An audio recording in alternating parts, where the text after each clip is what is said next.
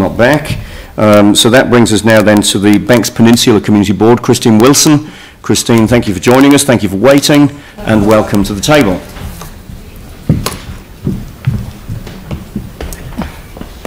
Thanks, Andrew.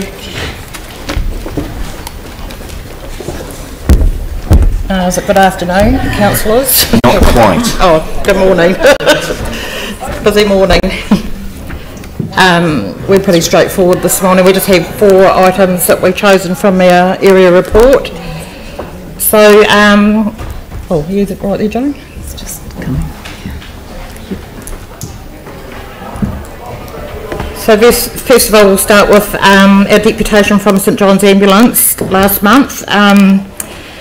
Obviously St John's do a wonderful job, and Banks Peninsula St John's Ambulance came to do a deputation to see if, or to request some land over in Akaroa, as they would like to expand their operations. They currently share the same facility as the Fire Brigade, but obviously with expansion they need a bigger space, and it's something that we'd like to probably encourage, because the peninsula obviously can be so cut off in times of disaster. So we've actually asked the staff to go and have a see what they can come back with, bring back a report about what's available as in land in Akaroa. Also, we do want to acknowledge the support that St John's give the peninsula, and I'm sure it's citywide, as far as free first aid courses and defibrillator units are concerned. So that was a really good deputation. Our second point is the Akaroa Britomart Reserve. I'm not sure if people have had an opportunity to see that. Obviously it's part of the rich tapestry of history in the township, and here it's pictured the iconic cannon. This has been named from the vessel that arrived in Akaroa in 1840, and the area was gazetted as a historic reserve in 1856. The next slide that we have is of the Britomart Memorial, and it's just been brought to the board's attention that it's in a state of disrepair. So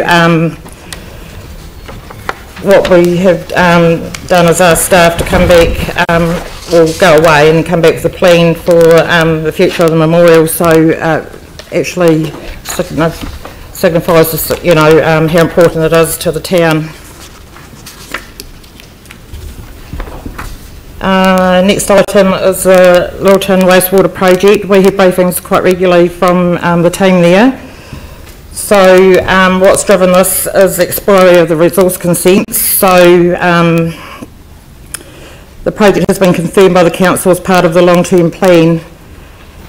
The wastewater project has been achieved by piping untreated wastewater from the pump stations in Diamond Harbour and Governor's Bay, pictured here in blue, to Birdling via Lyttelton Road Tunnel. Excuse me. Those pipes are in red. We've just recently had a drop-in session in May, and that was just to inform the community about the disruptions that may occur during the time of this work being done. So we're expecting that work to begin later in the year. And our final item, I did talk about this at our last meeting, was the opening of Birdling's Flat Community Centre, which happened on the 23rd of June, and obviously once again, you know, it's another great partnership with community and the council. It was a very wet day. I unfortunately didn't get there, I was unwell, but from all accounts it was a great success. As you can see, there are people lining up to get in to celebrate. Here's a clip of Tori Payton, one of our board members, cutting the ribbon, and we've got Councillor Turner there in the background. Anyway, I'd just like to thank council and staff for the support that went into this project. It was another good collaboration, so thank you. And that's it. So we're very short and sweet today. We've got no parties, so great. Thank you, Christine. And the great thing about that Birdling's Flat Community Centre opening was the huge number of people that was there, considering it was absolutely hideous weather. Everybody was cold and wet, but people still turned out anyway. It was a really good event. So thank you for that.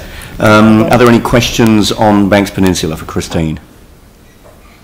Okay, so I'm happy to move this report. Do I have a seconder? Sarah?